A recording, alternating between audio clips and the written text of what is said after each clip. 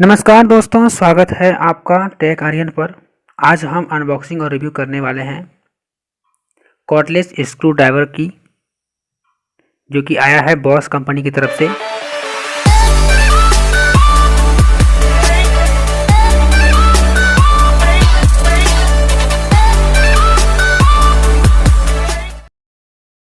दोस्तों, मैं इससे रैप को हटा लेता हूं। तो ये है बॉस कंपनी का। ये है क्या है मैं आपको बता देता हूँ। आप पहले इसके कवर को देख लो अच्छी तरीके से, ठीक है। इसके बाद मैं बात करता हूँ। बॉस गो कंपनी का है। इसका मॉडल नंबर 2.0 है। आप इसके साथ क्या कर सकते हो, ये कैसे काम करेगा, वो मैं आगे बताऊँगा। पहले इसका कवर को देख लो। चलिए अब मैं इसे खोल के दिखा देता हूँ कि ये दिखता कैसा है, इसके अंदर में क्या चीज़ है, ठीक है। तो इस तरह का आपको देखने को मिलेगा जब आप परचेज करोगे। ओपन करने के बाद आपको इस तरह को देखने को मिलेगा।